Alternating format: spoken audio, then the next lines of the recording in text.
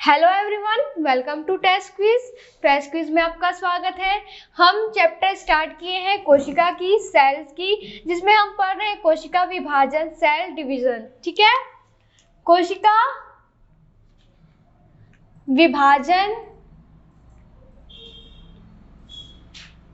जिसे बोला जाता है सेल डिवीजन। तो जो कोशिकाएं होती हैं वो कैसी बनती हैं? अपने पूर्ववर्ती कोशिकाओं के विभाजन के बाद ही बनती है ना। विभाजन के फलस्वरूप ही नई कोशिकाओं का निर्माण होता है। मीन सेल डिवीजन के बाद जो कोशिकाएं हैं वो बढ़ती हैं। तो जो कोशिका विभाजन हमने इसके 4 टाइप्स देखे थे: समसूत्री विभाजन, अर्धसूत्री विभाजन, असूत्री विभाजन और जो फ्री सेल फॉर्मेशन जो था वो देखा था हमने, मुक्त सेल निर्माण। ठीक है, मुक्त कोशिका का निर्माण। अब हमने समसूत्री जो विभाजन था उसको हमने प्रीवियस क्लास में देख लिया था, स्टडी किया है। अब हम स्टार्ट करते हैं अर्धसूत्री विभाजन। जो सेकंड है हमारा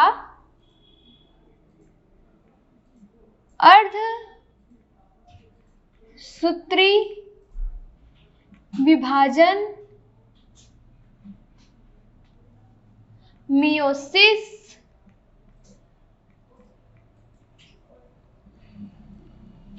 तो समसूत्री विभाजन में हम देखा था कि उससे समसूत्री विभाजन में दो अगुणित कोशिकाओं का निर्माण होता है। ठीक है, मतलब कि समसूत्री विभाजन में 2 कोशिकाओं का निर्माण होता है। उसकी मातृ कोशिकाओं से 2 कोशिकाओं का निर्माण होता है और जो उसमें गुणसूत्र की संख्या होती है, क्रोमोसोम की जो संख्या होती है, वो अपने उसके जनक कोशिका के समान ही होती है। ठीक है, तो जो समसूत्री जो विभाजन है उसका महत्व देख लेते हैं एक बार, इसका इंपॉर्टेंस क्या है।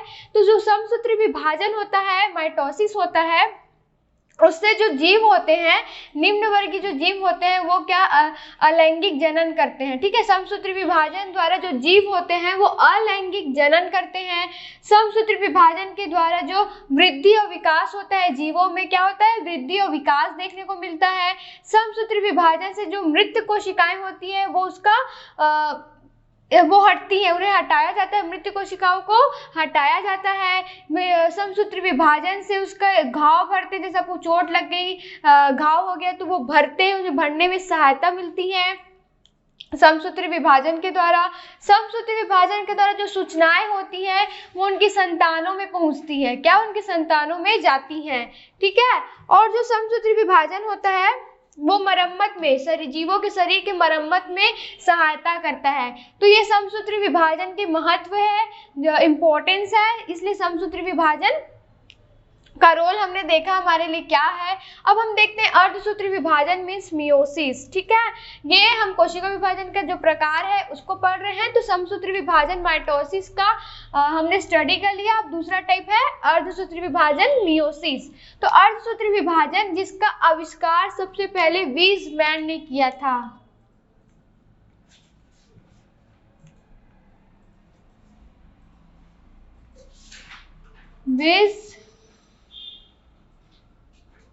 मैन। ठीक है, अर्धसूत्री जो विभाजन है, मियोसिस है, उसका आविष्कार, उसकी खोज सबसे पहले वीज़मैन ने की थी 1887 में। 1887 में वीज़मैन ने अर्धसूत्री विभाजन, मियोसिस की खोज की थी। बस इसका जो विस्तृत जो वर्णन था, इसका पूरा डिस्क्रिप्शन था, उसको उन्होंने स्ट्रॉसबर्गर ने दिया था। स्ट्रॉसबर्गर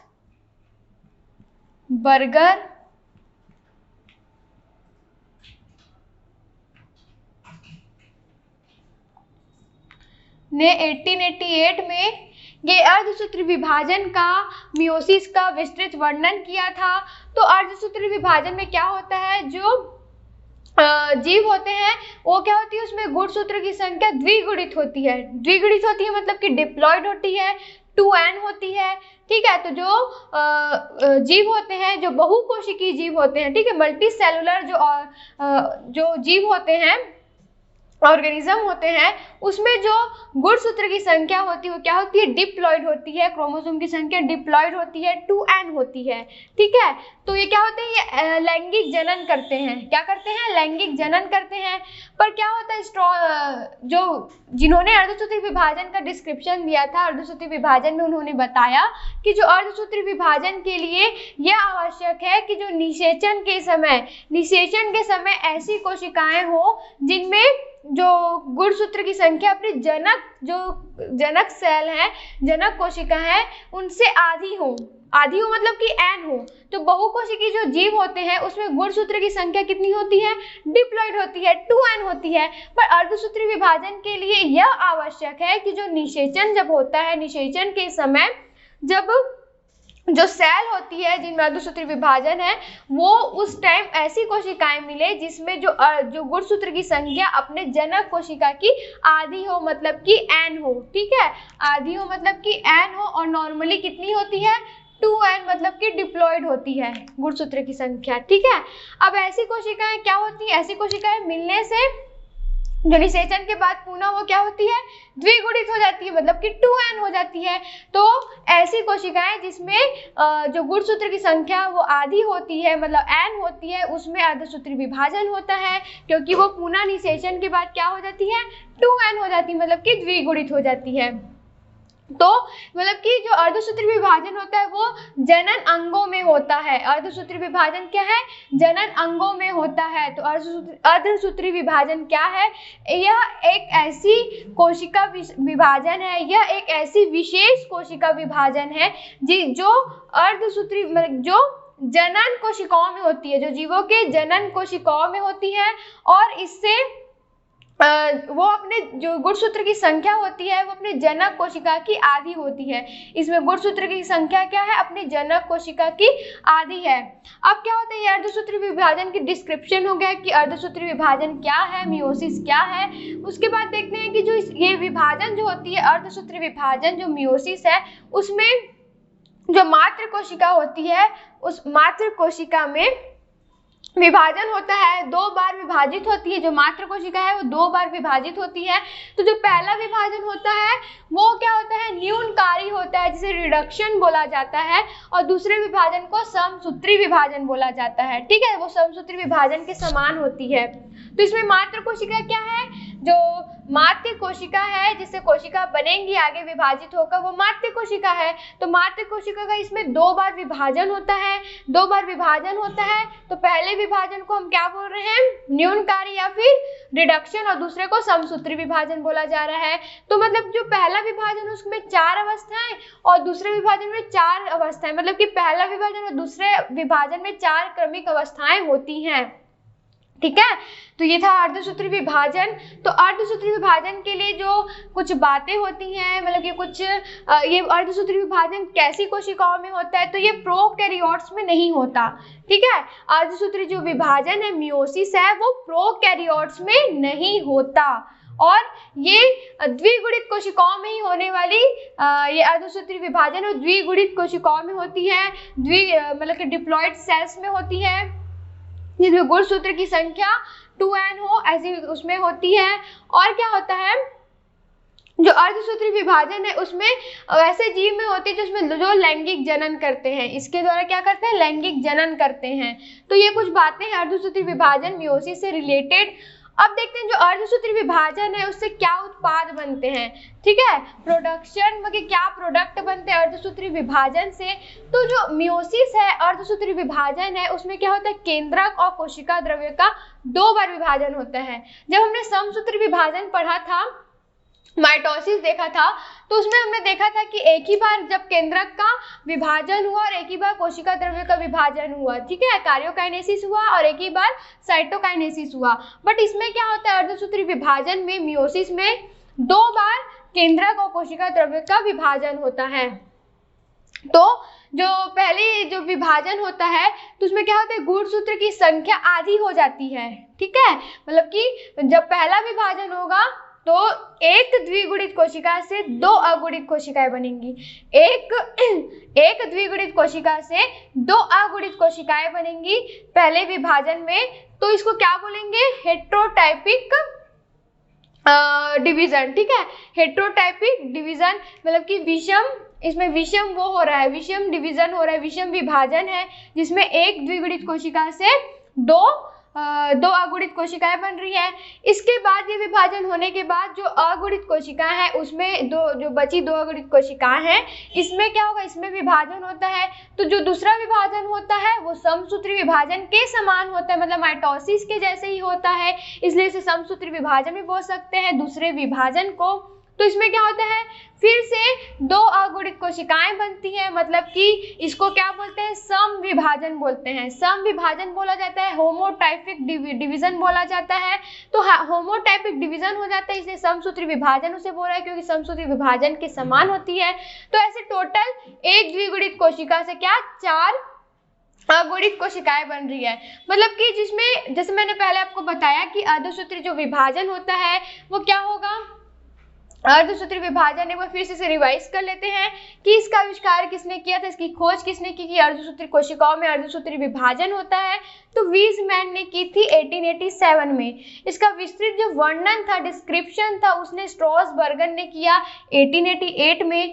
तो जो क्या होता है, जो बहुकोशिकीय जीव होते हैं, मल्टी सेलुलर ऑर्गेनिज्म जो होते हैं, उसमें द्विगुणित गुणसूत्रों की संख्या द्विगुणित होती है, ठीक है। द्विगुणित होती है मतलब कि डिप्लॉयड होती है, 2n होती है। फिर क्या होता है, अर्धसूत्री विभाजन से अगुणित कोशिकाओं का निर्माण होता है। तो अर्धसूत्री जो विभाजन है वो जीवों के जनन अंगों में होता है, जनन अंगों में होता है, मतलब कि ये एक ऐसी विशेष प्रकार की होने वाली कोशिका विभाजन है जो जीवों की जनन कोशिकाओं में होती है, जनन कोशिकाओं में होती है। और इसमें जो नए सेल्स बनते हैं, नए कोशिकाएं बनती है, वो अपने जनक सेल के आधी होती है, उसमें गुणसूत्र की संख्या जो होती है वो आधी होती है। और इससे एक द्विगुणित कोशिका से 4 अगुणित कोशिकाओं का निर्माण होता है, फॉर्मेशन होता है। तो जो मैंने लाइन बोला है कि जो निषेचन के समय, तो निषेचन के समय इसमें क्या जरूरी है, निषेचन के समय जो सेल है, जो कोशिका है, वो क्या होगी, अपने जनक सेल की आधी होनी चाहिए, गुणसूत्र की संख्या आधी होनी चाहिए, जिसमें पुनः वो निषेचन के बाद वो द्विगुणित हो जाती है, मतलब कि 2n हो जाती है। अब मातृ कोशिका से इसमें विभाजन 2 बार होता है। जो कोशिका होती है, जो द्विगुणित कोशिका होती है, उसमें विभाजन 2 बार होता है। तो पहले विभाजन को हम क्या बोल रहे हैं, न्यूनकारी रिडक्शन विभाजन है, और दूसरा जो समसूत्री विभाजन के समान होती है, इसलिए उसे समसूत्री विभाजन बोला जा रहा है। अब ये दोनों विभाजन में 4 अवस्थाएं देखने को मिलती है। प्रथम विभाजन जो होगा रिडक्शन वाला, वो उसमें भी 4 अवस्थाएं होंगी, और जो दूसरा विभाजन समसूत्री विभाजन देख रहे हैं उसमें भी 4 अवस्थाएं होंगी। फिर मैंने बताया कि अर्धसूत्री विभाजन मियोसिस के लिए हमें क्या बातें ध्यान रखनी चाहिए कि अर्धसूत्री विभाजन मतलब कि द्विगुणित कोशिकाओं में होती है, डिप्लॉयड सेल्स में होती है, और जो द्विगुणित इसमें जो द्विगुणित जो कोशिकाएं होती है उसमें होती है, और दूसरा ये प्रोकैरियोट्स में नहीं होती है। जो लैंगिक जनन करते हैं उसमें ये अर्धसूत्री विभाजन होता है, ठीक है। अब हम प्रोडक्ट देख रहे हैं, मतलब कि अर्धसूत्री विभाजन से क्या उत्पाद बन रहे हैं, तो मियोसिस से। तो उसमें क्या होता है, जो केंद्रक होता है और जो कोशिका द्रव्य होता है उसका 2 बार विभाजन होता है। केंद्रक और कोशिका द्रव्य का 2 बार विभाजन होता है इसमें।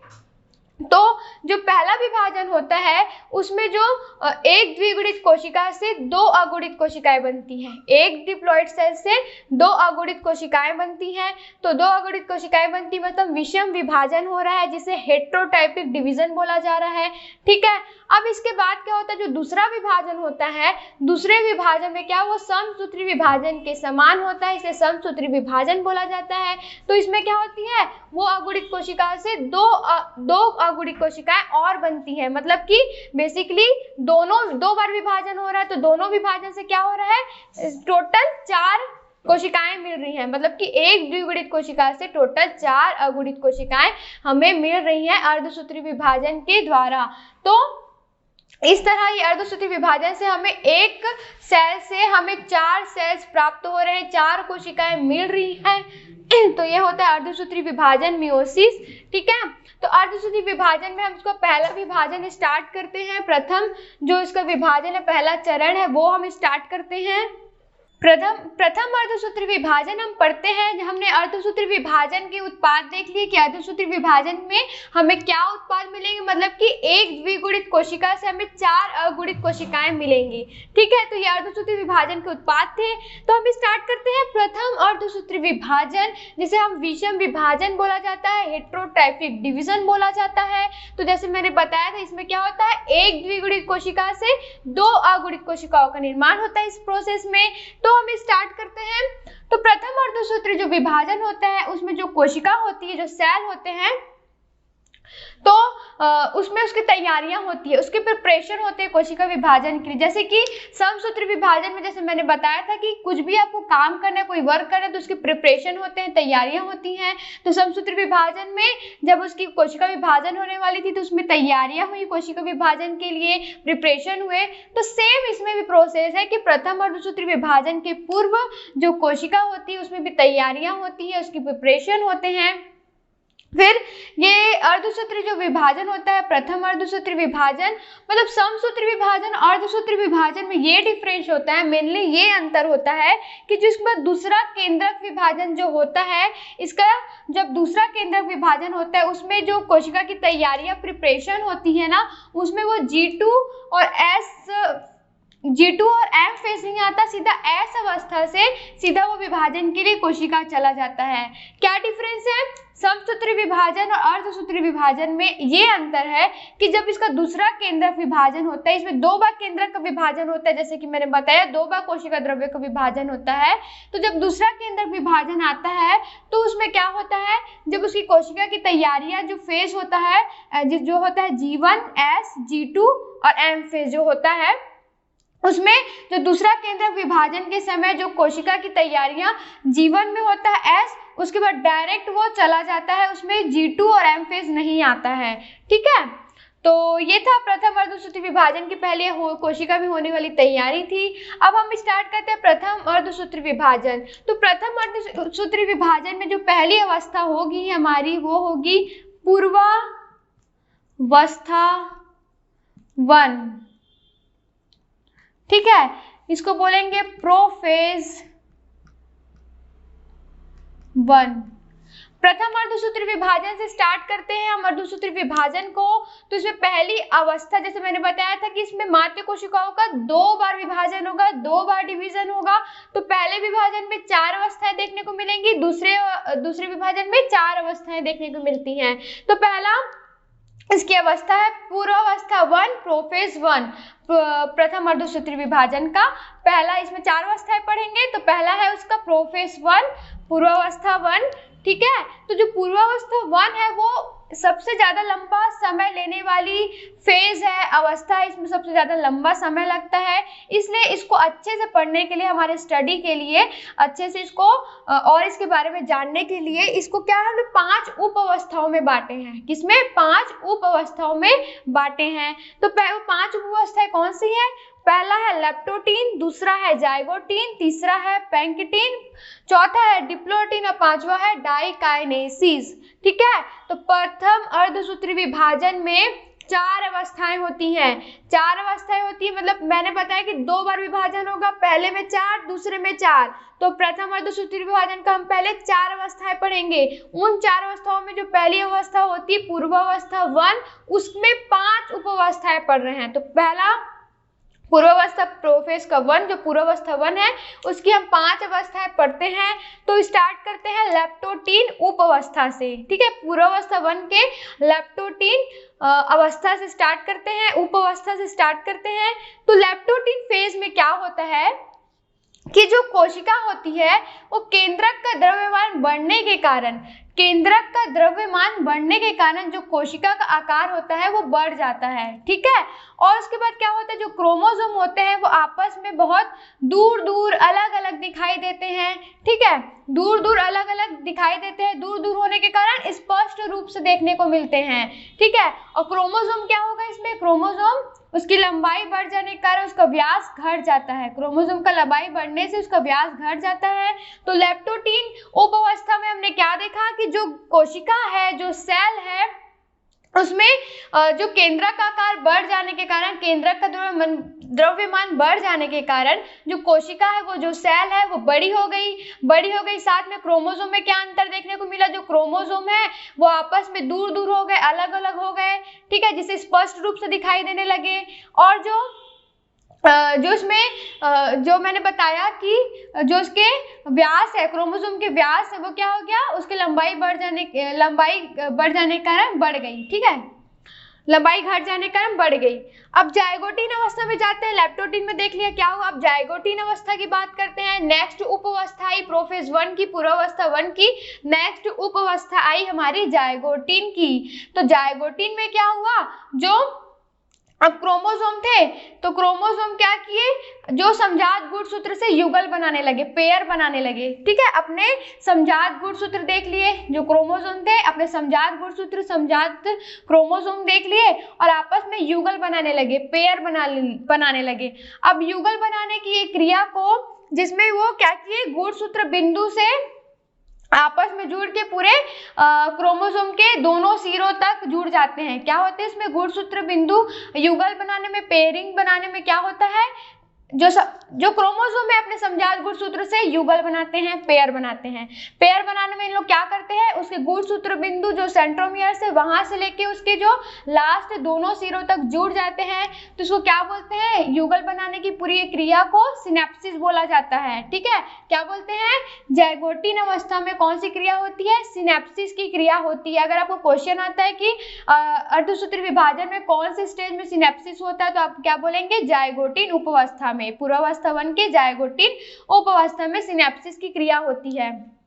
सिनेप्सिस की क्रिया होती है तो फिर जो केंद्रिका होती है, केंद्रिका क्या करती है, केंद्रिका आकार में बड़ी हो जाती है, अच्छे स्पष्ट रूप से देखने को मिलती है। और जो तर्कुओं का निर्माण होता है, और जो सिनेप्सिस की क्रिया होती है, तो उससे क्या होते हैं, जो समजात गुणसूत्र हो जाते हैं, सिनेप्सिस होता है, तो इसमें क्या होता है, जो अर्ध गुणसूत्र है वो स्पष्ट रूप से देखने को मिलते हैं।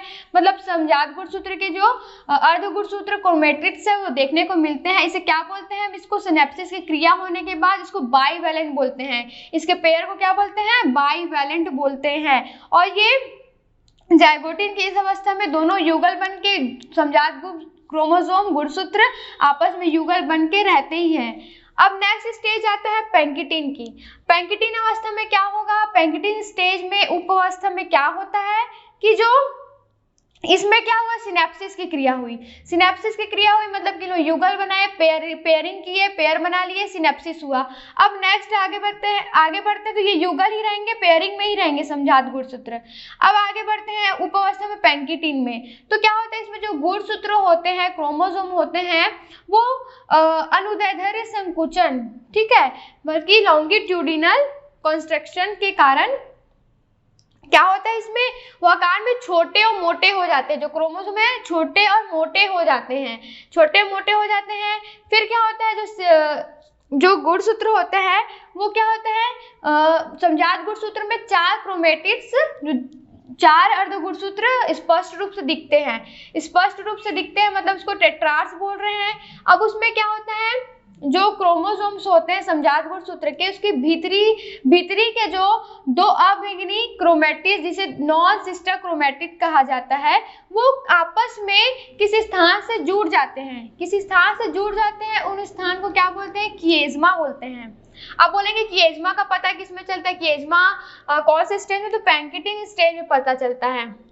जायगोटीन में सिनेप्सिस हुआ, क्रोमोसोम समजात गुणसूत्र से युगल बना लिए, मतलब पेयरिंग कर लिए, तो उससे सिनेप्सिस हुआ। सिनेप्सिस होने के बाद जो नेक्स्ट स्टेज आया पैंकिटीन की, तो पैंकिटीन में क्या हुआ, जो गुणसूत्र, जो क्रोमोसोम है वो क्या छोटे और मोटे हो गए, और उसमें 4 क्रोमेटिड्स, 4 जो अर्ध गुणसूत्र है स्पष्ट रूप से दिखने मिल गए, जैसे टेट्रार्स बोल रहे हैं। तो ये समजात गुणसूत्र के जो अंदर की ओर, जो भीतरी ओर जो नॉन सिस्टर क्रोमेटिड्स होते हैं, नॉन सिस्टर क्रोमेटिड्स जो होते हैं, वो आपस में किसी स्थान पर या किसी बिंदु पे आपस में जुड़ जाते हैं। आपस में जुड़ जाते हैं तो उन स्थान को बोलते हैं किएज्मा। किएज्मा कहाँ होता है? तो पैंकिटीन में, ठीक है, उस अवस्था में देखने को मिल रहा है। किएज्मा के स्थान पर ही क्या होता है? अनुवांशिक पदार्थ का विनिमय होता है। अनुवांशिक पदार्थ का विनिमय होता है जिसे हम क्रॉसिंग ओवर बोलते हैं, रिकॉम्बिनेशन कहा जाता है, ठीक है। तो इसमें किएज्मा का निर्माण हुआ, इसमें क्रॉसिंग ओवर हुआ, इस स्टेज में मतलब जीन विनिमय हुआ, अनुवांशिक पदार्थ का विनिमय हुआ, रिकॉम्बिनेशन हुआ, पुनर्संयोजन हुआ। तो इसमें इस अवस्था के अंत तक के जो युगल है वो आपस में बने रहते हैं, मतलब कि जो पेयरिंग है समजात गुणसूत्र की वो बनी रहती है। यहाँ तक हुआ प्रोसेस, पैंकिटीन अवस्था तक, उपावस्था तक समझ आया, क्लियर हुआ। अब नेक्स्ट आते हैं डिप्लोटीन में। डिप्लोटीन अवस्था में जाते हैं, डिप्लोटीन स्टेज में उपावस्था में जाते हैं। तो अब क्या होता है, जो युगल बने थे, ठीक है, जो समजात गुणसूत्र के युगल बने थे, पेयरिंग हुआ था, वो क्या होता है, धीरे धीरे उसमें अलग परिवर्तन देखने को मिलता है, अलग चेंजेस देखने को मिलता है। तो इसमें क्या होता है, वो एक दूसरे से आपस में दूर भागने लगते हैं, एक दूसरे को ढकेलने लगते हैं। देखो इस स्टेज में देखो, एक दूसरे दूर भाग रहे हैं, एक दूसरे को ढकेल रहे हैं, एक दूसरे दूर भागने लगते हैं, ढकेलने कि विकर्षण, रिपल्सन पैदा हो जाता है। उसमें क्या होता है, विकर्षण देखने को मिलता है, आपस में रिपल्शन पैदा हो जाता है, जिससे क्या, इसका सबसे ज्यादा इफेक्ट उसके गुणसूत्र बिंदु जो होते हैं ना, सेंट्रोमियर, उसमें देखने को मिलता है। धीरे धीरे क्या होता है, एक दूसरे से अलग होने लगते हैं, किएज्मा खुल जाता है, किएज्मा अलग होने लगता है, दूर हटने लगता है। फिर धीरे धीरे पूरे गुणसूत्र उसके जो क्रोमोसोम है आपस में खुलने लगते हैं। तो इस स्टेज में क्या होता है, जो रिपल्सन, विकर्षण पैदा होने के कारण जो युग्म है एक दूसरे से भागने लगते हैं, एक दूसरे से दूर हटने लगते हैं।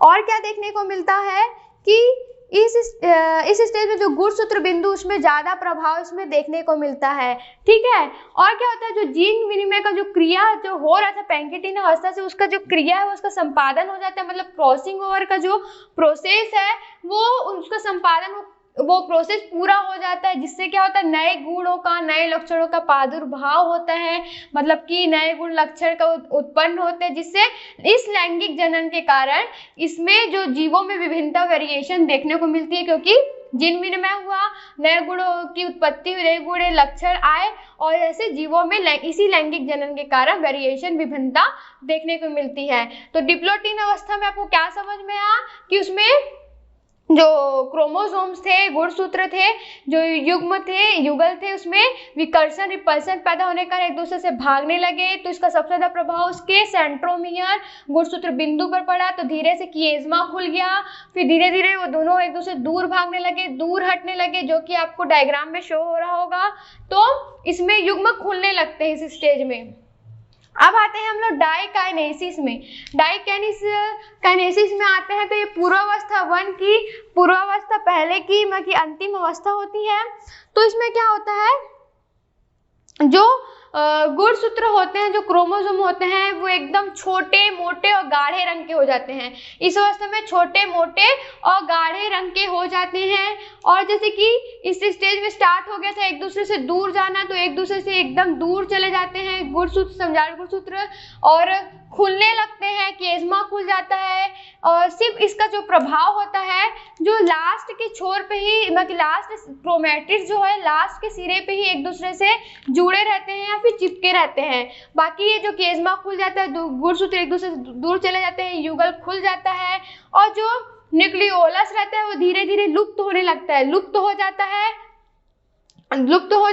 उसके बाद जो तर्कुतंतु होते हैं वो बीच में गुणसूत्र बिंदु से जुड़ जाते हैं उसके निर्माण होने से, और जो न्यूक्लियस मेम्ब्रेन होती है वो भी धीरे धीरे गायब हो जाती है, लुप्त हो जाती है। तो ये होता है डाइकेनिस उपावस्था में, ये प्रोसेस देखने को मिलता है। तो ये बात थी, हमें आपको कंफ्यूज नहीं होना है, ठीक है। अर्धसूत्री जो हमारा विभाजन है, मियोसिस विभाजन है, वो बहुत बड़ा प्रोसेस है।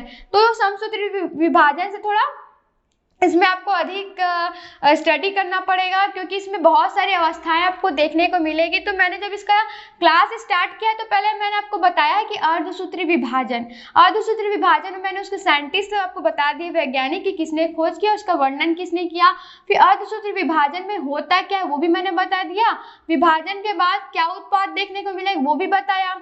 अब जैसे कि मैंने बताया था, बार बार मैं ये बात रिपीट करूंगी क्योंकि आपके दिमाग में क्लियर हो जाए, ये सेट हो जाए जाए कि इसमें 2 बार विभाजन होगा। तो पहले में भी 4 अवस्था पढ़ेंगे, दूसरा विभाजन का भी 4 अवस्था पढ़ेंगे। पहला को हम बोलेंगे प्रथम अर्धसूत्री विभाजन या फिर विषम विभाजन, हेटेरोट्राइपिक डिवीजन, और दूसरे को बोलेंगे हम द्वितीय अर्धसूत्री विभाजन या फिर विषम को बोलेंगे सम विभाजन होगा दूसरा विभाजन, और उसको बोलेंगे होमोटाइपिक डिवीजन। तो हम इसमें अर्धसूत्री विभाजन में हम पहला वाला जो विभाजन होगा प्रथम अर्धसूत्री विभाजन उसको पढ़ रहे हैं। तो प्रथम अर्धसूत्री विभाजन हमको 4 विभाजन, उसमें 4 अवस्था पढ़ना है। तो 4 अवस्था में हमने पहला स्टार्ट किया है पूर्वावस्था 1 से, प्रोफेज 1 से। अब इसमें बहुत लंबा समय मिलता है, तो इसमें बहुत लंबा समय लगता है, तो हर में एक में उपावस्था मतलब 5 उपावस्था में बांटा गया है। ठीक है, इस प्रोसेस को बहुत लंबा टाइम लगता है प्रोफेज 1 को, तो इसको 5 उपावस्था में। तो जो प्रथम अर्धसूत्री विभाजन की जो पहली अवस्था है उसके अंदर हम 5 उपावस्थाएं पढ़े हैं। इसके बाद हमको इसका दूसरा अवस्था प्रथम अर्धसूत्री विभाजन दूसरा, तीसरा, चौथा पढ़ना है। यही जो 5 हमने पढ़ा है वो प्रथम अर्धसूत्री विभाजन की पहली जो पूर्वावस्था 1 है अवस्था है उसको पढ़ा है। ठीक है, उसमें ये 5 अवस्थाएं देखने को मिलती है जो है leptotene, zygotene, pachytene, diplotene and diakinesis. तो इस स्टेजेस में इन उपावस्थाओं में क्या क्या हुआ जो कि मैंने बताया। तो लिप्टोटीन में क्या हुआ, ठीक है, जाइगोटीन में मेन क्या होता है सिनेप्सिस की क्रिया हुई, पैंकिटीन में क्या हुआ कि एज्मा देखने को मिला, जीन विनिमय हुआ, डिप्लोटीन में विकर्षण पैदा हो गया, एक दूसरे से दूर भागने लगे, डाइकाइनेसिस में हुआ कि क्रोमोसोम छोटे और मोटे गाढ़े रंग के हो गए, एक दूसरे से दूर भाग गए, जो न्यूक्लियस था वो गायब होने लगा, न्यूक्लियर मेम्ब्रेन गायब होने लगा, स्पिंडल फाइबर 20 गुणसूत्र बिंदु से जुड़ने लगे। तो डाइकाइनेसिस का प्रोसेस था। अब इसके बाद हम लोग दूसरा पढ़ते हैं, पूर्वावस्था 1 हो गया हमारा। अब दूसरा हम पढ़ते हैं इसके आगे प्रथम अर्धसूत्री विभाजन मीन्स मियोसिस 1, जिसमें हमने विषम विभाजन हेटेरोटाइपिक डिवीजन भी बोला जाता है, उसका हमने पूर्वावस्था 1 देखा, प्रोफेज 1 देखा, जिसमें हमने उसकी 5 उपावस्थाएं देखी। तो 5 उपावस्थाएं वो कौन सी थी, लैप्टोटीन, zygotene, pachytene, diplotene and diakinesis. अब ये सब उपावस्थाओं को स्टडी किया, इन उपावस्थाओं में क्या क्या प्रोसेस होता है वो भी हमने देख लिया। अब हम ये जो प्रथम अर्धसूत्री विभाजन है, विषम विभाजन हेटेरोटाइपिक डिवीजन है, उसकी दूसरी अवस्था देखेंगे। पहली अवस्था थी पूर्वावस्था 1, प्रोफेज 1, जिसमें हमने 5 उपावस्थाएं कल देखी, 5 उपावस्थाएं देख ली थी। उसके बाद हम उसका नेक्स्ट हम देख रहे हैं उसका दूसरा जो कि हो जाएगा जो प्रथम अर्धसूत्री विभाजन का ये दूसरी अवस्था है। ठीक है, दूसरा विभाजन नहीं है ये, मैंने जैसे बताया था इसमें 2 बार विभाजन होगा, मतलब कि डिवीजन कितने बार होगा, 2 बार होगा। तो ये जो हम आगे जो कंटिन्यू कर रहे हैं वो पहले ही विभाजन का मतलब कि प्रथम अर्धसूत्री विभाजन की ही यह दूसरी अवस्था है। पहली अवस्था जो है वो पूर्वावस्था 1 है, ठीक है, प्रोफेज 1 है, जिसमें हमने 5 उपावस्थाएं पढ़ी थी। अब ये जो दूसरी अवस्था जो हम पढ़ रहे हैं वो प्रथम अर्धसूत्री विभाजन का दूसरा अवस्था है, जिससे बोलेंगे प्रथम मध्यावस्था। प्रथम मध्यावस्था जिसे मेटाफेज 1 बोलेंगे। ठीक है, अब प्रथम मध्यावस्था क्यों बोल रहे हैं, मेटाफेज 1 क्यों बोल रहे हैं, क्योंकि ये प्रथम अर्धसूत्री विभाजन में होने वाली मध्यावस्था है, मेटाफेज है, इसलिए इसको प्रथम बोल रहे हैं। ठीक है, प्रथम मध्यावस्था में मेटाफेज 1 हो रहा है। अब देखते हैं प्रथम मध्यावस्था में क्या होगा। तो जब हमने पढ़ा था तो तर्कों का निर्माण हो रहा था। ठीक है, जब लास्ट हमने डाइकाइनेसिस देखा था तो क्या हुआ था, जो केंद्रक कला है मतलब कि जो न्यूक्लियर मेम्ब्रेन है वो गायब होने लग गए थे और नष्ट होने लग गए थे, केंद्रिका गायब हो गई थी और तर्कु तंतु का निर्माण हो रहा था। तो तर्कु के निर्माण के साथ मतलब कि स्पिंडल फाइबर के निर्माण के साथ और केंद्रक कला के नष्ट हो जाने से ये जो अवस्था होती है मतलब प्रथम मध्यावस्था मेटाफेज 1 की अवस्था प्रारंभ हो जाती है, शुरुआत हो जाती है। केंद्रक कला हट जाएगी, नष्ट हो जाती, मतलब न्यूक्लियर मेम्ब्रेन का क्या हुआ, हट गई, नष्ट हो गई और तर्कु तंतुओं का निर्माण हुआ। इसके साथ ही ये जो अवस्था है, ये जो स्टेज है, ये फेज है, वो स्टार्ट हुआ हमारा। अब क्या होता है, जो हमारे गुणसूत्र जो क्रोमोसोम होते हैं वो बीच में व्यवस्थित हो जाते हैं। जो गुणसूत्र हमारे क्रोमोसोम होते हैं वो सेल के बीच में व्यवस्थित हो जाते हैं, अभिविन्यस्त हो जाते हैं, अरेंज हो जाते हैं। तो हम कभी भी बोलते हैं कि इसी स्टेज में, मेटाफेज में, मध्यावस्था में ही गुणसूत्रों का स्टडी करने के लिए सबसे अच्छी अवस्था होती है, क्योंकि इसमें क्लियरली स्पष्ट रूप से जो गुणसूत्र होते हैं क्रोमोसोम बीच में व्यवस्थित हो जाते हैं। तो स्टडी करने के लिए सबसे अच्छा एक ये फेज है, ये अवस्था होती है। पर गुणसूत्र बीच में क्या होते हैं, अरेंज हो जाते हैं, जिससे जो गुणसूत्र बिंदु जो होते हैं ना, जो सेंट्रोमियर होते हैं, वो जो बीच से जो सेंटर से थोड़े से दूर और अपेक्षाकृत मतलब कि ज्यादातर वो ध्रुवों की ओर होते हैं। ध्रुवों की ओर मतलब कि पोलर्स के ओर होते हैं, बट जो बीच से थोड़े दूर होते हैं। तो इसकी एक हम डायग्राम से इसको शो कर लेते हैं, इसे समझ लेते हैं। जैसे ये सेल है, ठीक है, तो ये अब क्या हुआ इस स्टेज में जो केंद्रक कला है, मेम्ब्रेन, न्यूक्लियर मेम्ब्रेन है, वो नष्ट हो गया, गायब हो गया। साथ ही जो स्पिंडल फाइबर है, तरकु है, उसका निर्माण हुआ, वो बनने लगे। उसके साथ ही अवस्था, ये फेज स्टार्ट हुई, ठीक है। अब क्या बताया मैंने कि जो गुणसूत्र होंगे, क्रोमोसोम होंगे, वो बीच में अभिविन्यस्त हो जाएंगे, अरेंज हो जाते हैं, ठीक है।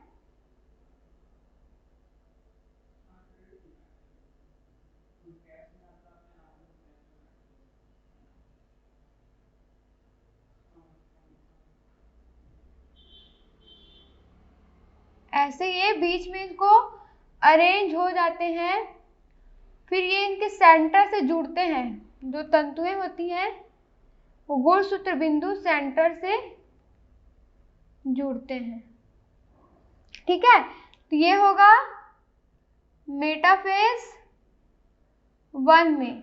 जो मैंने मेटाफेज प्रथम मध्यावस्था, जो मेटाफेज 1 को डिस्क्राइब किया है, उसको ही मैंने डायग्राम में शो किया है, क्या कि बीच में ये अरेंज हो जाते हैं। तो ये प्रथम मध्यावस्था थी, मेटाफेज 1 था, प्रथम अर्धसूत्री विभाजन का, हेटेरोट्राइफिक डिवीजन का। अब देखते हैं, आगे बढ़ते हैं।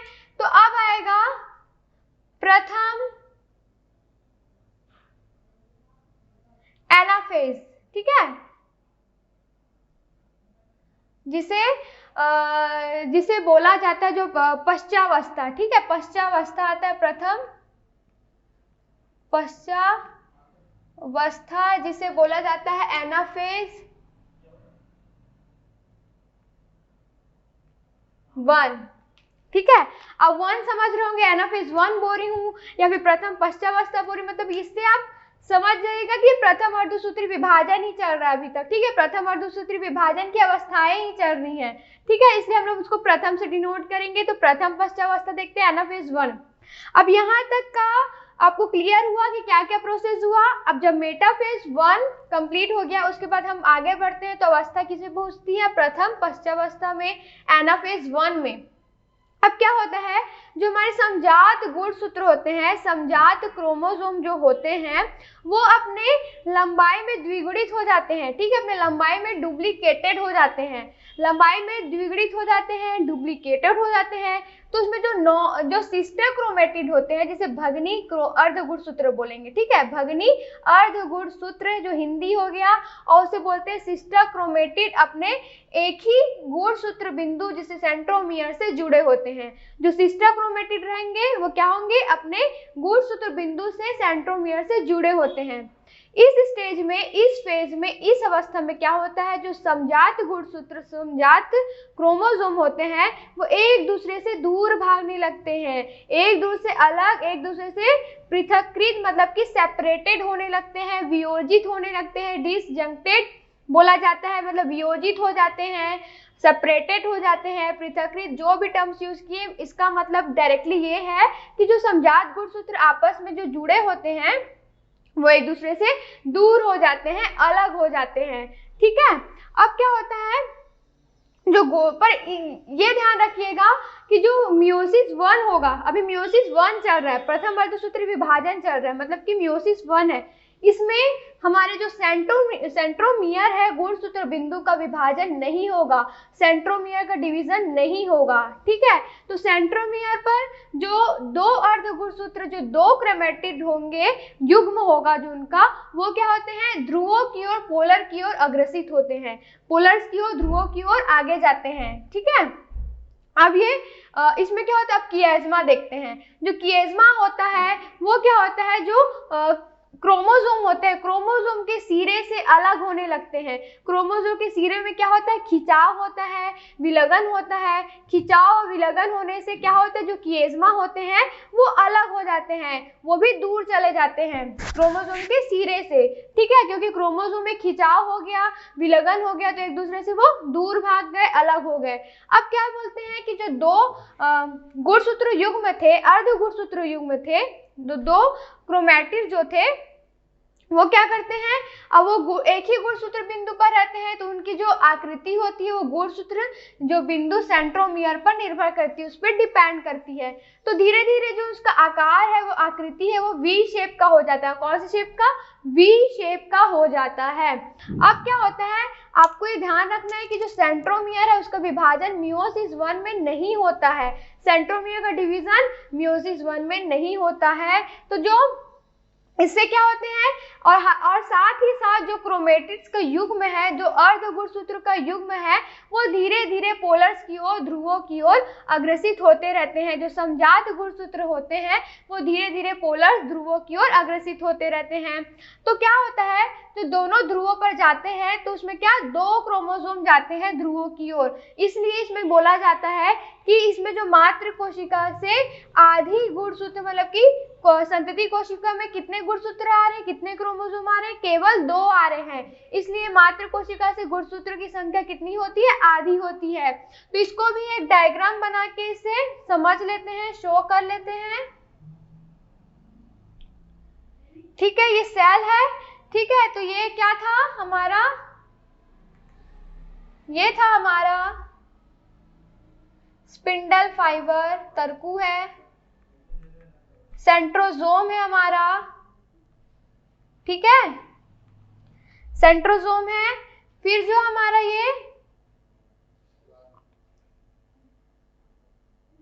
ये क्रोमेटिड्स हैं, ठीक है, ये देखो सेंटर पे जा रहे हैं, अपने सेंटर पे जा रहे हैं, एक दूसरे से दूर भाग रहे हैं। इसी के साथ ही जैसे हमने समझा डायग्राम में, और इसमें मैंने डिस्क्राइब किया, जो प्रथम पश्चावस्था है, एनाफेज 1 है, उसमें क्या हुआ, ठीक है। स्टार्टिंग से इसे फिर से रिवाइज कर लेते हैं जिससे आपको क्लियर हो जाए, क्योंकि इसमें इतने सारे प्रोसेस हो रहे हैं हर एक अवस्थाओं में, हर एक उप अवस्थाओं में, कि थोड़ा सा कंफ्यूज होना तो बनता है, पर इसे हमें क्लियर रखना है, ठीक है। तो एनाफेज 1 में प्रथम पश्चावस्था में क्या हुआ कि जो समजात गुणसूत्र से समजात क्रोमोसोम है वो एक दूसरे से दूर जाने लगे, एक दूसरे से अलग होने लगे। बट क्या जो समजात गुणसूत्र हैं, जो समजात क्रोमोसोम है, वो लंबाई में द्विगुणित हो जाते हैं, डुप्लीकेटेड हो जाते हैं। पर जो मैंने बताया कि जो सिस्टर क्रोमेटिड होंगे वो क्या होंगे, एक ही गुणसूत्र बिंदु से जुड़े होते हैं, एक ही पॉइंट में जुड़े रहते हैं सेंट्रोमियर से।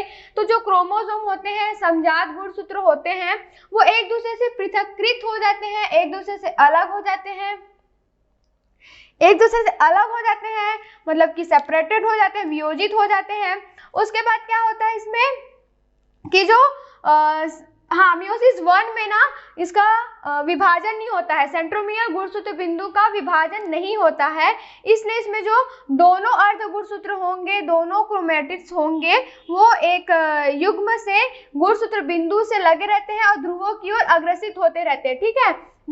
क्योंकि गुणसूत्र बिंदु का सेंट्रोमियर का विभाजन नहीं हो रहा है, मियोसिस 1 में नहीं होता है, तो दोनों अग्रसित होते रहते हैं, जो क्रोमेटिड्स युग्म है वो अग्रसित होते रहते हैं। अब किएज्मा की बात करते हैं, तो जो किएज्मा होता है वो क्या होता है, जो क्रोमोसोम के सिरे से खिंचाव और विलगन की परिस्थिति हो जाती है, ठीक है। उसमें क्रोमोसोम में क्या होता है, उसके सिरों में खिंचाव विलगन होने लगता है, जिससे जो क्रोमेटिड्स है वो एक दूसरे से किएज़्मा अलग होने लगते हैं, ठीक है। किएज़्मा अलग होने लगते हैं।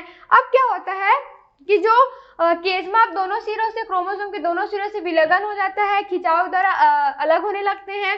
अब जो दोनों अर्ध गुणसूत्र हैं, दोनों क्रोमेटिड्स हैं, वो अपने ध्रुवों की ओर अग्रसित होते रहते हैं, ठीक है। जो समजात गुणसूत्र होते हैं वो दोनों अग्रसित होते रहते हैं ध्रुवों की ओर। तो जो इस स्टेज में जो समजात गुणसूत्र हैं एक दूसरे से पूरा पृथककृत हो जाते हैं, सेपरेटेड हो जाते हैं। और क्या होते हैं, जो दोनों क्रोमेटिड्स हैं गुणसूत्र बिंदु नहीं होते हैं, विभाजन नहीं होता, उनका डिवीजन नहीं होता है। तो मैंने जैसे बताया इसमें कि जो दो क्रोमोसोम है वही ध्रुवों तक पहुंचते हैं। तो संतति कोशिका में मात्र कोशिका की आधी गुणसूत्र मतलब कि 2 क्रोमोसोम ही पहुंच पाते हैं। तो एनाफेज 1 था, प्रथम पश्चावस्था था। अब इसके बाद आगे बढ़ते हैं तो अब आती है चौथी अवस्था जो होगी प्रथम अंत्यावस्था।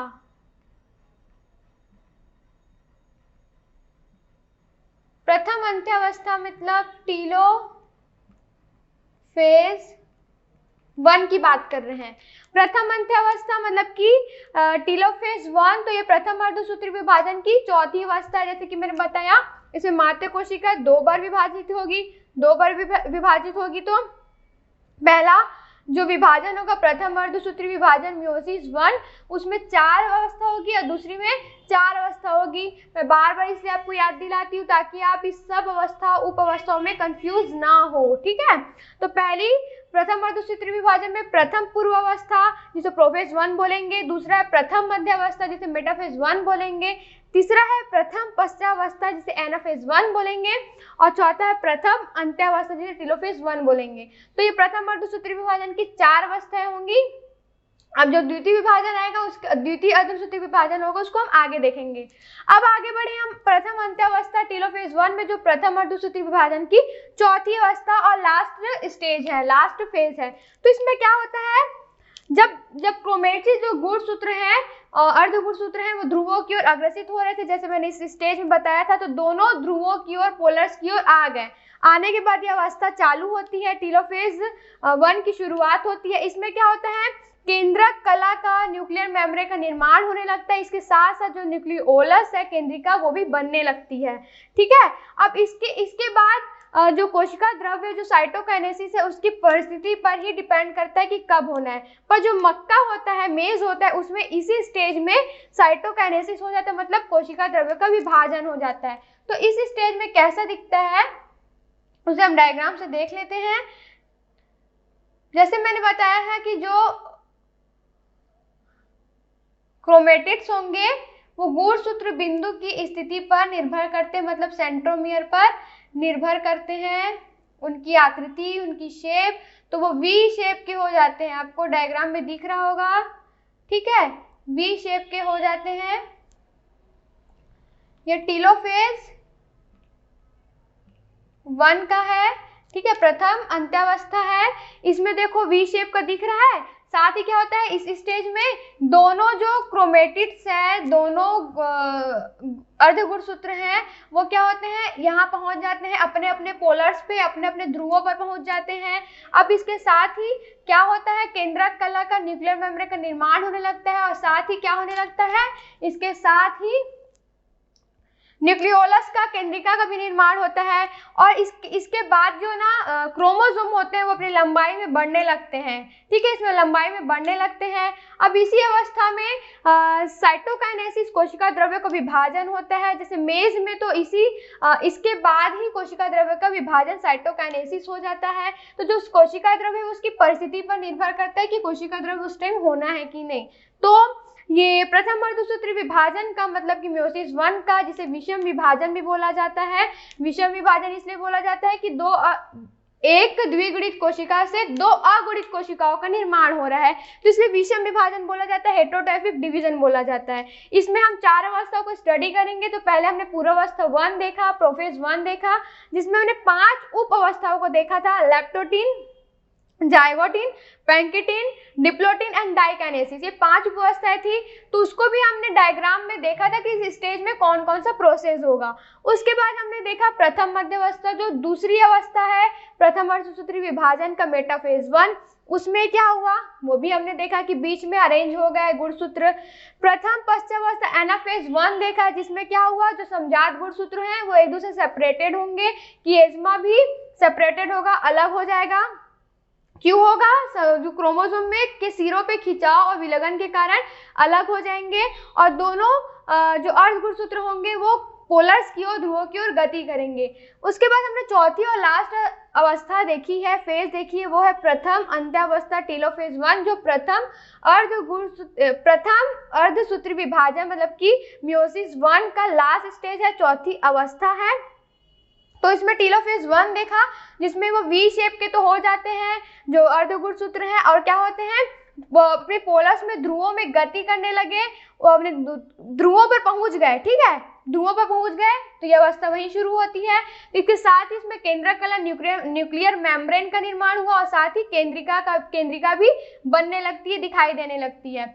उसके बाद जो गुणसूत्र होंगे, क्रोमोसोम होंगे, वो भी लंबाई में बढ़ने लगेंगे। तो इसी स्टेज में जो साइटोकाइनेसिस कोशिका द्रव्य, उसकी परिस्थिति पर निर्भर करता है कि कोशिका द्रव्य होना है, जैसे कि मैंने बताया मक्के में इस स्टेज में कोशिका द्रव्य का विभाजन हो जाता है, ठीक है। तो ये प्रथम अर्धसूत्री विभाजन मियोसिस 1 का मतलब विषम विभाजन हेटेरोट्रॉफिक डिवीजन का जो 4 अवस्था में पढ़ना था, तो ये 4 अवस्था यहीं पे कंप्लीट होती है। प्रथम अंत्य अवस्था टेलोफेज 1 था, 1 तक। अब हम दूसरा देखते हैं, द्वितीय अर्धसूत्री विभाजन देखते हैं, इसके आगे देखेंगे।